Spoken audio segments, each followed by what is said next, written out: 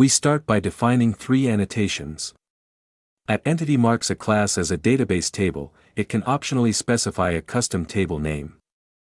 @column binds a field to a column, again with an optional custom name. @id identifies the primary key. All are retained at runtime so we can read them via reflection. These are the exact same building blocks Hibernate uses, just vastly simplified.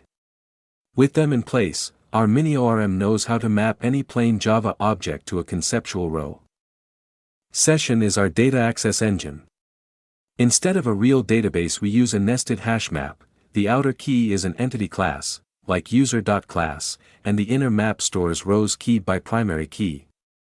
This in-memory store lets us focus on ORM logic without any external setup.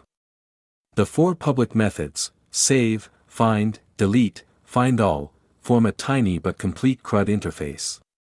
Every operation relies on reflection to examine annotations and manipulate fields. Save decides between insert and update by examining the primary key. If the ID is null or 0, we treat it as a new record, generate a simple auto-increment ID, table size 1, set it on the entity via reflection, and store it. If an ID already exists, we overwrite the existing row, a basic update. We also print the pseudo-SQL so you can literally see the generated statements.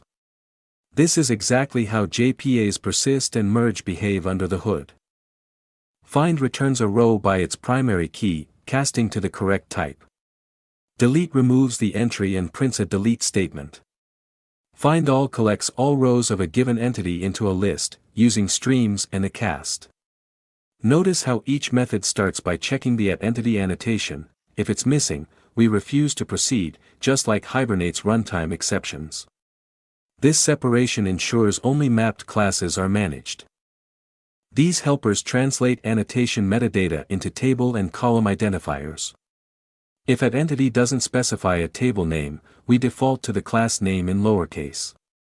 For columns, @column can override the field name, otherwise we use the field name itself, except the @id field which always maps to ID.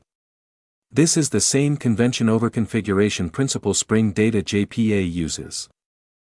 GetID value finds the field annotated with @id, makes it accessible, and reads its value. SetID value does the opposite, it writes a generated key back onto the object. Describe builds a readable list of column value pairs for logging.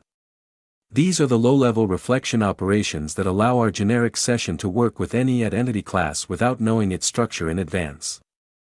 Our user class is a textbook @entity. It specifies a custom table name, users. The ID field is the primary key, auto-assigned on save. Full _name shows how @column overrides the field name, email uses the default column name. A noarg constructor is essential because frameworks often instantiate objects via reflection. The toString makes it easy to see the entity state in logs. The main method shows the full ORM cycle.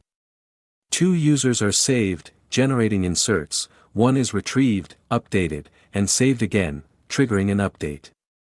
We print all users, delete Bob, and confirm the removal. Every operation prints a pseudo-SQL line, so you can visually trace how object states become database commands. The whole thing runs in one class without any database installed. We've built a tiny but real object relational mapper using pure Java annotations and reflection. It demonstrates how @entity, @id, and @column aren't magic, they're instructions that a generic engine reads at runtime to move data between objects and tables. This same pattern is the heart of Hibernate and Spring Data JPA. By understanding it, you'll debug mapping issues faster and grasp why frameworks demand noarg constructors or accessor methods. Now you can play with the code, add relations, or even implement a simple query language on your own.